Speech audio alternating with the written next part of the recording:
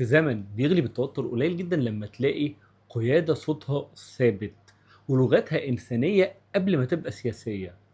وفي الأردن القيادة دي اسمها العائلة أو الأسرة الهاشمية. انتوا عارفين إن أصل العائلة الهاشمية مش سياسي، ده تاريخي وروحي. هم أحفاد النبي عليه الصلاة والسلام من نسل هاشم بن عبد المناف، الجد الأكبر للنبي عليه الصلاة والسلام. ومن مكة لعمان الرحلة مش للحكم، الرحلة للحكمة. الملك عبد الله الثاني ما اتولدش ملك، اتربى كجندي مقاتل، خدم في القوات المسلحة الأردنية كظابط محترف لحد ما بقى قائد كتيبة مدرعات في الصحراء.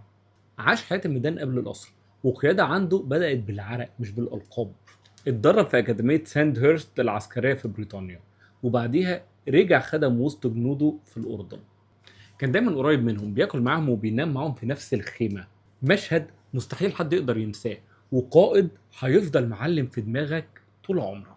سنة 94 اتعين ولي عهد الأردن، وفي سنة 99 وبعد وفاة والده الملك حسين رحمه الله تولى العرش، وبدأ عصر جديد قائم على الإصلاح والتعليم والانفتاح الإقليمي. لكن رغم كل التحديات الموجودة من أزمات إقليمية واقتصادية وسياسية، مغيرش من أسلوبه أبدا.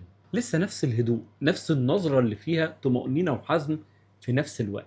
راجل رمز للكاريزما، وكل مرة بيجي فيها مصر بحس إن حد من أهلي كان مسافر ولسه راجع دلوقتي، وببقى فعلا مبسوط بوجوده. بس الحكاية ما كانتش كلها سياسة، ده كان فيها قصة حب لازم تتحكي. سنة 92 الأمير عبد الله وقتها كان راجع من معسكر تدريبي في الصحراء، وأخته الأميرة عائشة ربنا يكرمها على الماتش ميكنج اللي عملته، عزمته على عشاء عائلي غير رسمي. تعال هناكل لقمتين مع بعض.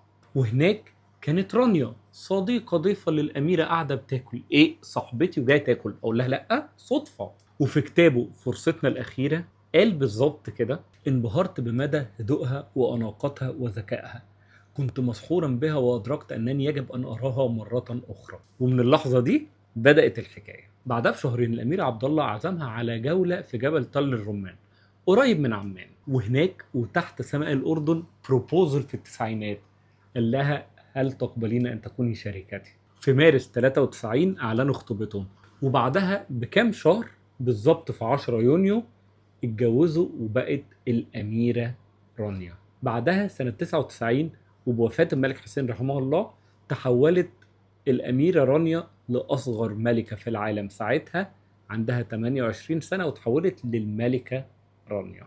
الملكة رانيا درست في الاي يو سي في الجامعة الأمريكية في القاهرة، واتخرجت سنة 91 بكالوريوس إدارة الأعمال. والنهارده هي بتعلم العالم كله يعني إيه تعليم بجد. هي مش بس رمز للجمال والأناقة، هي رمز للفكر الراقي والإنسانية والرحمة. الست اللي أنا دايما بقول عليها The Perfect Woman. من أول يوم ليها استخدمت صوتها مش عشان تتكلم عن نفسها، بس عشان تفتح الأبواب لأصوات كتير نفسها تطلع ويمكن مش عارفة.